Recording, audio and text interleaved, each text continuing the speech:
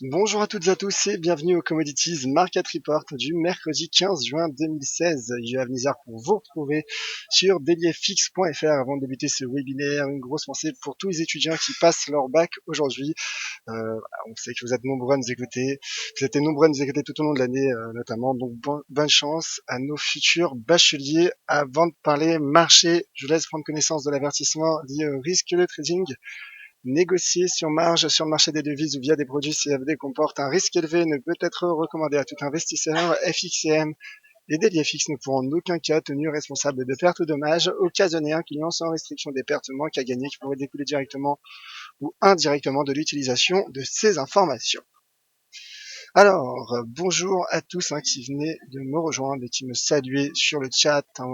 N'hésitez pas à laisser vos commentaires, à poser vos questions. Bonjour Rob, Géraldo, Tony Lux, Jean-Claude, Adil, Luc et Jean-Claude. En effet, Jean-Claude, lors de la prochaine conférence en ligne d'Elefix, il y aura un webinaire, une conférence dédiée au small et mid cap. Ce sera en compagnie d'Harry Van Landler qui est gérant de fonds pour la société Hamilton, que j'avais reçu il y a 3 mois. Donc ce sera vendredi 24 juin à 16h et ce sera un duo. Et bonjour à Damien 30 et en effet bon courage donc à tout le monde. Alors c'est parti pour ce point de marché. Simplement un rappel sur le plan macroéconomique, à 10h30, il y aura le taux de chômage, les chiffres de l'emploi au Royaume-Uni. Le consensus attend un taux de chômage stable à 5,1%. Donc on fera comme hier avec les chiffres d'inflation au Royaume-Uni, on fera une petite aparté, une petite parenthèse donc dans une dizaine de minutes pour analyser la réaction de la livre sterling et voir justement si on peut dégager des stratégies de trading notamment à court terme, bien qu'il soit toujours risqué de trader les annonces. On ne tradera pas les annonces de toute façon, on analysera simplement comme hier. Voilà, s'il y a des niveaux de support à résistance qui potentiellement pourraient se former, ce sera donc dans une dizaine de minutes. Je débute donc par le cours de l'once d'or qui reste bien orienté, qui a finalement clôturé la séance d'hier en hausse, alors que pourtant il était la majeure partie de la journée sous pression, en repli, mais l'once d'or a finalement retracé en effet le dollar américain qui reste également bien orienté. Mais l'once d'or profite finalement d'un climat d'aversion au risque. Je rappelle qu'il y a plusieurs risques sur les marchés. Il y a notamment les risques du Brexit. Il y a les craintes liées justement au resserrement monétaire de la Réserve fédérale. Ce soir, il y aura le FOMC, je rappelle. Voilà, en tout cas, la décision du FOMC. Il y a également les risques finalement concernant les sites de ralentissement chinois. Il y a eu en début de semaine des statistiques décevantes en Chine. Et finalement, un climat d'aversion au risque pesant sur les marchés qui, certes, profite à l'once d'or, aux valeurs refuge. Et malgré finalement le rebond du dollar américain, le dollar américain qui poursuit son rebond, donc l'once d'or reste donc bien orienté. Dans ce contexte, je maintiens mes cibles pour le cours de l'once d'or, cette zone à 1295-1300 dollars, donc qui est une zone finalement que je cible. Tout simplement, l'once d'or a rebondi après un bear trap sous les 1215 dollars, mais il a tenu finalement ce seuil à 1200 dollars. On se souvient, c'était fin mai, et donc dans ce contexte, en effet, l'once d'or, a franchi cette oblique baissière, excusez-moi, et donc reste bien orienté. Regardez l'indicateur de vente RSI, qui lui aussi se rapproche de la borne 70 et donc de la zone de surachat. On passe au cours de l'argent qui est positivement corrélé au cours de l'once d'or qui reste également bien orienté, qui a franchi la semaine passée les 17 dollars. Ce support, en tout cas, devenu résistance à 16,88 $. Bien qu'il teste également un petit niveau de résistance à 17,42 $. Le cours conserve un potentiel de hausse, selon moi, et donc, à court terme, ma cible se situe à 17,62 $. Et sur du moyen terme, en effet, le marché pourrait atteindre les 18 $, je rappelle, comme vous le voyez sur ce graphique, qui est soutenu par une oblique haussière formée depuis la séance du 13 janvier dernier. Et hier, bien sûr, il y a eu, pas hier, pardon, mais plutôt la semaine passée, il y a 2 semaines même, il y a eu une divergence haussière cachée, qui a pris forme sur le cours de l'argent, ce qui donne également un potentiel de hausse au métal gris. Alors, d'autres personnes nous ont rejoint sur le chat. Bonjour JS, Faris et Tony. Tony qui va peut-être nous publier un graphique. Ce serait avec plaisir en tout cas. N'hésitez pas si vous avez des graphiques, des analyses techniques à proposer.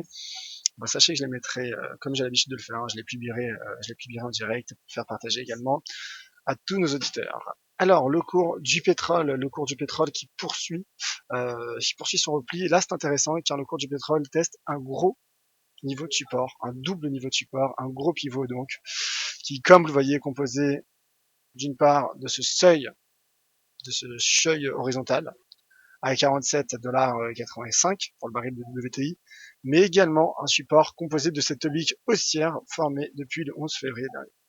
Gros cluster, ce qui donne un potentiel de hausse au cours du pétrole, sur support bien sûr. Le risque, c'est une cassure, car en cas de cassure, en effet, le risque serait plutôt baissier. Vous pourrez soit entrer dans une tendance latérale, soit finalement un risque baissier. Mais en tout cas, le marché, si l'on souhaite dégager une stratégie haussière, je pense que pour gérer son risque, on peut le faire. On est dans un moment, je dirais, optimal finalement pour dégager une stratégie haussière si jamais on en est haussier. Titre personnel, je vise 54. Mais certes, le marché est sous pression, mais regardez le RSI qui tient et qui tente de rebondir sur le seuil 50. Donc en effet, je dirais que sur un double niveau de support, le potentiel est aussi à court terme. Un retour sur ce seuil d'inversion de polarité à 47,74 me paraît envisageable, puis à 51,60 également. Vous avez mes targets. En swing, je maintiens sur du moyen terme. C'est une cible en effet que je pensais qu'elle allait être atteinte plus rapidement, mais le marché en a décidé autrement. Mais en tout cas, 54$ reste d'actualité, mais simplement sur un horizon de temps un peu plus élargi potentiellement. Lucas Oil également, Lucas Oil qui tente un rebond. Également, il y a un niveau horizontal, un support horizontal à 49$. Le marché qui reste bien orienté à l'intérieur de ce canal ascendant. Et donc le Brent conserve également selon moi un potentiel de hausse pour les semaines à venir. Alors je regarde l'heure, il est 10h27, dans 3 minutes il y aura les chiffres de l'emploi au Royaume-Uni. Donc 3 minutes pour parler du cuivre et du cours du gaz naturel. Le cuivre donc qui tente ce rebond finalement, qui se stabilise mais qui reste tout de même orienté à la baisse. Voilà, le cours du cuivre en effet qui rebondit en début de séance, mais le risque reste toutefois baissier selon moi. Reste baissier, regardez la tendance. C'est vrai que c'est une tendance latérale. Depuis le mois de novembre, donc depuis près de 8-9 mois. Mais c'est peut-être même un triangle qui s'est formé. En tout cas, il est vrai que le cours du marché du cuivre semble indécis. À très court terme, le risque me paraît baissier. Bien qu'il soit aussi en début de séance. En effet, il y a ce support devenu résistance à 2,45€ qui est en train d'être franchi. Alors en cas de franchissement, en effet, à court terme, le potentiel serait haussier. Il y a peut-être un canal court terme que l'on peut tracer. Alors je regarde ça tout de suite. Donc là, c'est sur du court terme car nous sommes en H4. Pas fameux le canal, mais en tout cas le marché a un potentiel pour poursuivre ce rebond au moins jusqu'à la partie supérieure de celui-ci, jusqu'au 2,075, auquel cas il s'agirait d'un pivot à court terme. C'est indécis le cours du cuivre, certes qui est sur une tendance, je dirais, de moyen terme baissière, mais lorsque l'on regarde sur du long terme, le mouvement paraît plutôt latéral. Pas spécialement d'avis sur le cours du cuivre, si ce n'est peut-être ce canal à gérer, bien qu'il ne soit pas parfait. Alors, un coup d'œil sur le calendrier macroéconomique, les chiffres ne sont toujours pas tombés, le taux de chômage au Royaume-Uni n'est pas tombé, et donc je poursuis dans 2 minutes, donc ce qui me laisse le temps de parler du cours du gaz naturel qui reste également haussier, qui confirme finalement sa sortie par le haut de ce canal ascendant. En effet, il y a une accélération du momentum haussier. Le marché qui tente un pullback sur la partie supérieure de ce canal. Le marché qui tient donc ce seuil à 2,60$. Donc haussier pour le cours du gaz naturel. Regardez l'indicateur RSI en daily qui se maintient à l'intérieur de cette zone de surachat. Le premier signal d'une prise de bénéfice pourrait être finalement un croisement à la baisse de la borne 70. Et donc, voilà, tout simplement le marché qui vient d'orienter, qui semble former un fanion à court terme. Fanion qui est une figure de continuation. Donc dans ce contexte, je pense que le marché, selon moi, pas grand chose à ajouter. Le marché me paraît aussi. Alors certes, il y a une petite résistance qui prend forme, sur le cours du gaz naturel. C'est une résistance, alors horizontale. Certes, il y a la partie supérieure de cette oblique, mais c'est également cette résistance court terme, visible en H4, à 2,63 $, qu'il faudra peut-être gérer à court terme. Mais en tout cas, le cours du gaz naturel me paraît aussi, me semble aussi.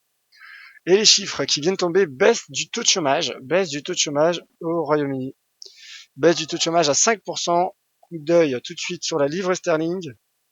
La livre sterling qui poursuit son rebond. Toutefois, on sait qu'il y a des mouvements de retracement. On se souvient hier, avec les chiffres de l'inflation. Alors, bon chiffre de l'emploi, car également le salaire a augmenté. Hausse des salaires au mois d'avril, baisse du taux de chômage au mois d'avril, et concernant finalement le NFP entre guillemets britannique, alors certes, il s'est contracté, mais finalement de manière proche à ce qu'attendait le consensus. Il y a eu 400 emplois supprimés. Alors ce que le consensus en attendait. Alors j'ai un consensus Reuters, je crois si je ne m'abuse, qui en attendait 100 de moins. Je vais passer sur le consensus, sur notre consensus à nous, le consensus du calendrier d'Elifix, donc le consensus Bloomberg, qui attendait alors excusez-moi, une petite seconde, le temps de trouver nos données. Alors, le voici en effet. Bah écoutez, le consensus en attendait 60 000 créations d'emplois, et visiblement il y a une destruction d'emplois, en tout cas selon les premiers chiffres que j'ai à disposition.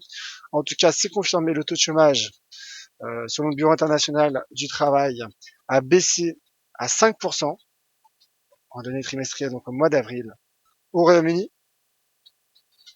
Et donc voilà, notre consensus, je reviens sur ce que je disais, en attendait zéro, tout simplement. On n'attendait pas de création d'emplois, ni de destruction, mais il y a eu visiblement une toute petite destruction d'emplois. Mais ce qui est autre élément important, c'est la hausse des revenus. La hausse des revenus moyens. Le consensus l'attendait à 1,7%. Attendez cette hausse à 1,7%. Et ils ont finalement, les revenus ont finalement progressé de 2%. Donc très bon chiffre, du marché de l'emploi au Royaume-Uni, ce qui a vocation, comme vous voyez, à soutenir la livre sterling.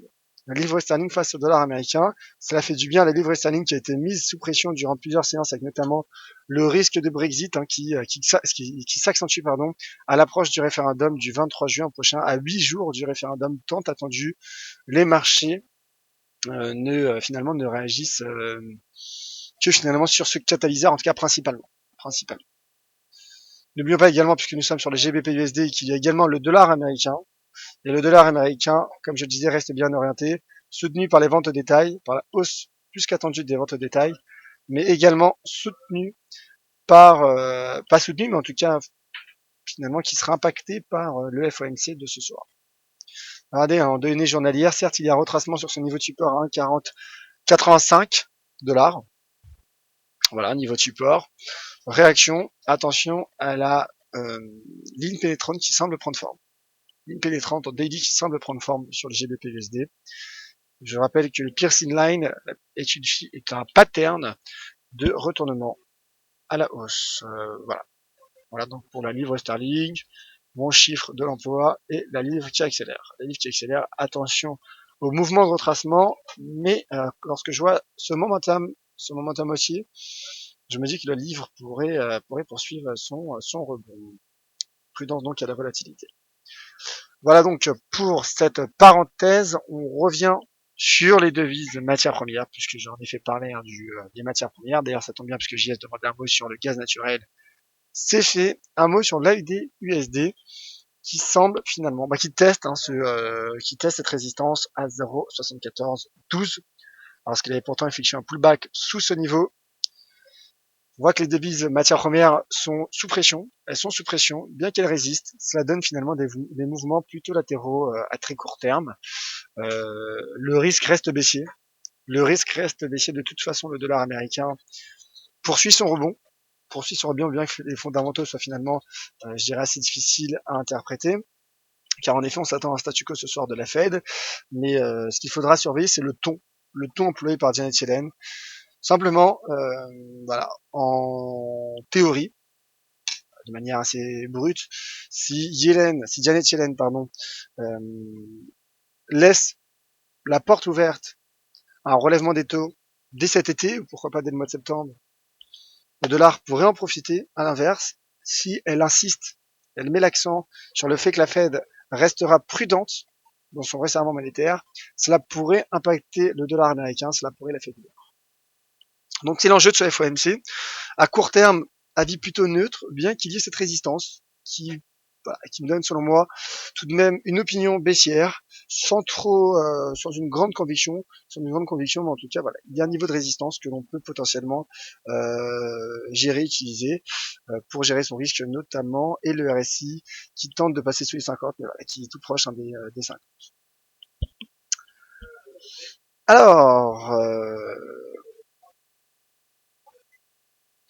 Alors, on continue avec le NZD-USD. Je lis vos messages en même temps. D'ailleurs, merci mon cher JS. JS qui a visiblement apprécié mon webinaire éducatif sur le MACD. Il me semble qu'il est en ligne. S'il n'est pas en ligne, je sais qu'il y avait déjà une formation sur notre chaîne DailyFX France. Si ce n'est pas fait, je vais m'en charger dans les prochains jours. Le NZD-USD également qui hier est sorti par le bas de ce canal ascendant et qui teste à présent cette oblique haussière. Teste donc cette oblique. Un pullback est possible, car cette oblique pourrait jouer un rôle de résistance. D'ailleurs, ça correspond également à un niveau de résistance. Regardez, je vais le tracer devant vous.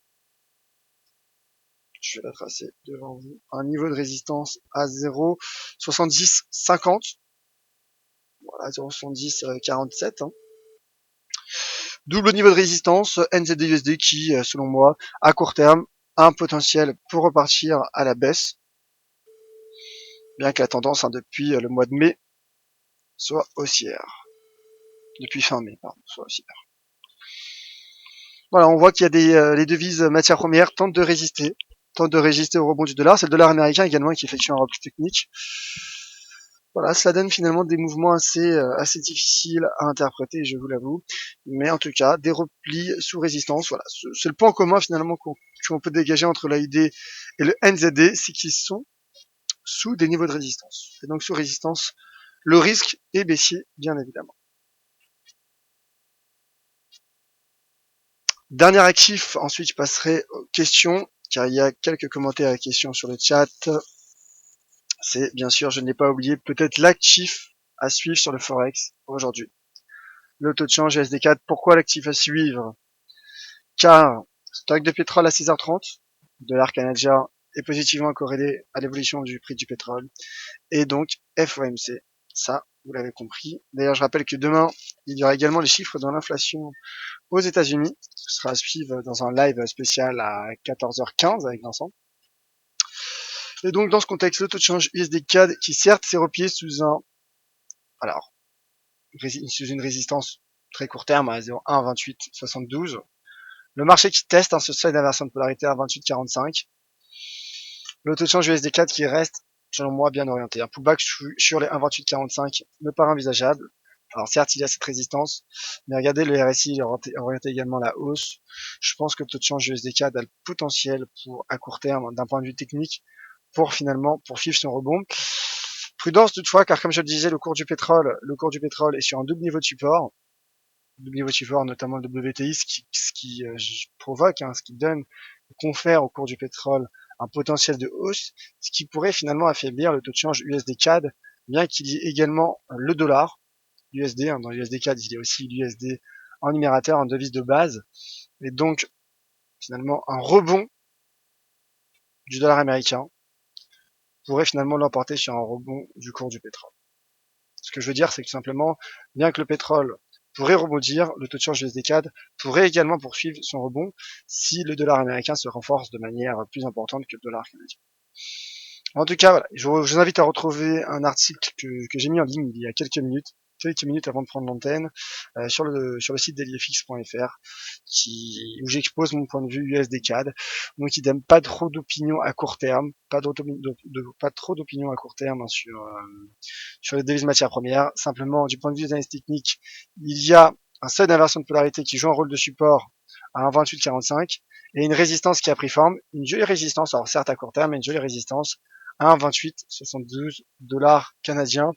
Et finalement, il serait peut-être mieux aujourd'hui de ne pas s'exposer sur ce taux de change, puis comme je le rappelle, finalement, on attend de la volatilité, et comme vous le savez, la volatilité est le symbole du risque présent sur les marchés. Avant de passer aux commentaires et aux questions, simplement un rappel pour vous dire que qu'il y aura ce vendredi soir, finalement les marges augmenteront. Les marges augmenteront pour gérer notamment le risque du Brexit. Il y aura le GR30 et l'UK 100, donc les CFD du DAX et du FTSE.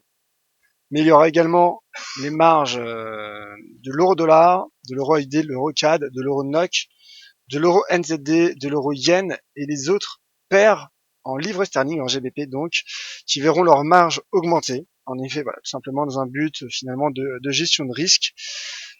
Donc, pour plus de précision, n'hésitez pas à contacter notre service client. Tat et Maxime seront heureux selon moi de pouvoir vous renseigner. Mais en tout cas, voilà, simplement un élément à prendre en compte également dans votre trading.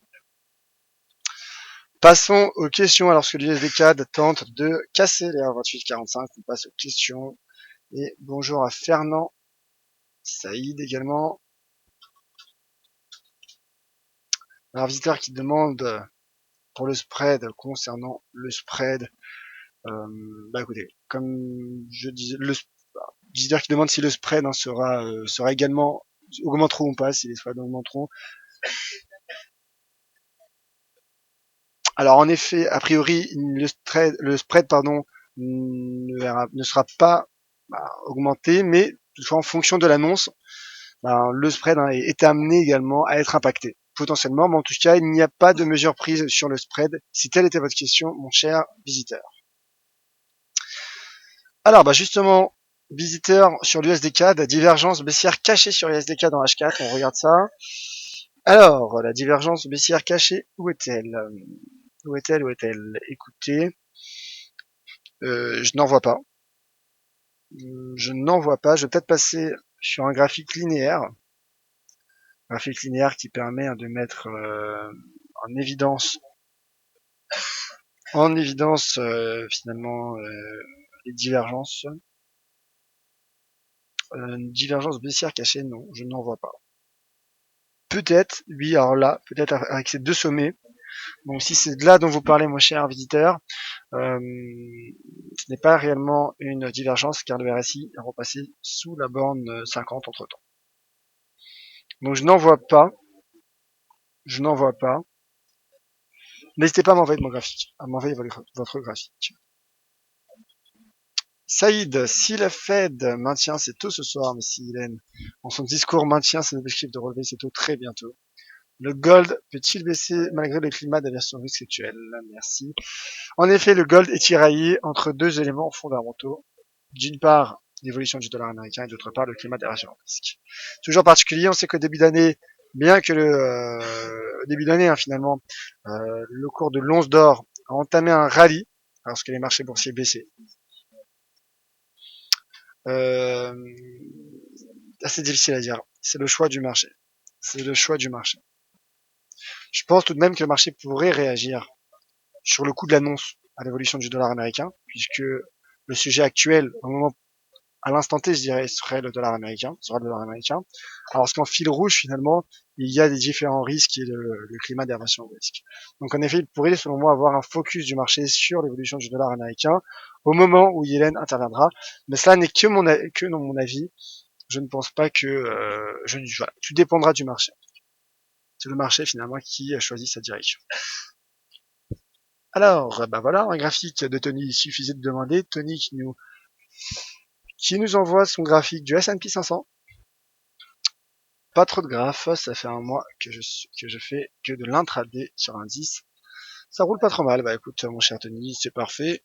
Double niveau de résistance à 2079 et au big baissière. Pour gérer son risque, ça peut être optimal.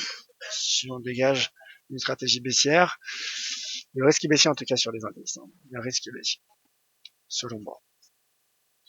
D'ailleurs, en petite parenthèse, car je l'avais présenté il y a quelques semaines, un graphique monthly du Dow Jones. Je fais juste une petite parenthèse puisque Tony nous donne son graphique Wall Street.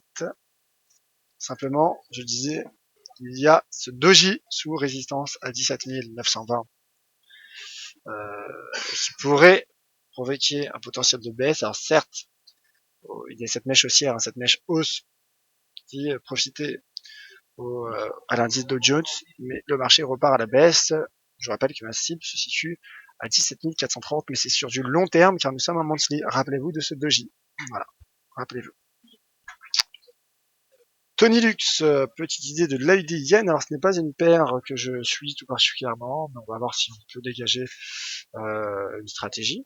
On va voir s'il y a une configuration intéressante à prendre en compte ou pas. L'AUD Yen, déjà ce qui est intéressant, c'est qu'il y a range. Il y a un range qui a pris forme, donc ça déjà c'est une bonne chose. Alors je nettoie un peu le graphique, vous voyez ça fait un moment que j'ai pas utilisé, car voilà, comme je disais, ce n'est pas une paire que je suis particulièrement. Les questions me permettent également de revenir sur certains actifs. Alors, la UDIN, résistance 80-30, support 78-17, marché qui tente un rebond sur support. On va voir si on peut peut-être tracer un petit canal qui n'est pas parfait avec les mèches. Petit canal qui n'est pas parfait, mais il y a de l'idée en tout cas. Il y a l'idée sur ce support. Je pense que le marché à court terme pourrait rejoindre les 80 $, les 80 yens à 30. Alors une précision, si vous êtes exposé sur le yen, prudence également, car la nuit prochaine, il y aura l'intervention de la Bank of Japan, de la Banque du Japon. Donc le 80-30, 80-40, ce niveau de résistance en tout cas, est envisageable et possible sur l'idée yen, et il y a une contradiction de momentum qui semble prendre forme. Je dis bien qu'il semble prendre forme. Ce qui pourrait profiter en daily au taux de change AUD yen. Voilà. En tout cas, pour gérer son risque, je pense que l'on peut le faire avec cette zone 78-87 et la partie inférieure donc de ce canal à 77-33. Je mets un petit cercle en évidence. Et donc voilà, je pense que l'AUD yen a un potentiel de hausse à court terme. Voilà mon cher Tony Lux. Puis d'autres questions sur le chat. Merci à toutes et à tous d'avoir suivi ce webinaire. Prochain point de marché à 11h pour le morning meeting avec Vincent Gann. 13h, ce sera le 13h du Day Trader avec Sylvain. Vous me retrouverez à 17h30 pour la closing bell. Et à 15h15, il y aura le Wall Street Insider avec Vincent. Je rappelle que ce soir, il y a un spécial Fed et spécial FOMC dès 19h45 avec Sylvain pour suivre la réaction du marché sur le dollar et sur les différents indices. Après la décision donc de la Réserve fédérale qui devrait maintenir et devrait laisser inchangée sa politique monétaire actuelle. Merci à toutes et à tous. N'hésitez pas à me suivre sur Twitter @tuavnizar et sur les différents réseaux sociaux, que ce soit Facebook, le forum DailyFX, LinkedIn, Twitter. N'hésitez pas. Je suis à votre disposition. Je vous souhaite une très bonne journée sur les marchés, beaucoup de prudence et à ce soir, 17h30. Merci à tous, c'était Yuval Nizar pour le Commodities Market Report de DailyFX pour FXCM.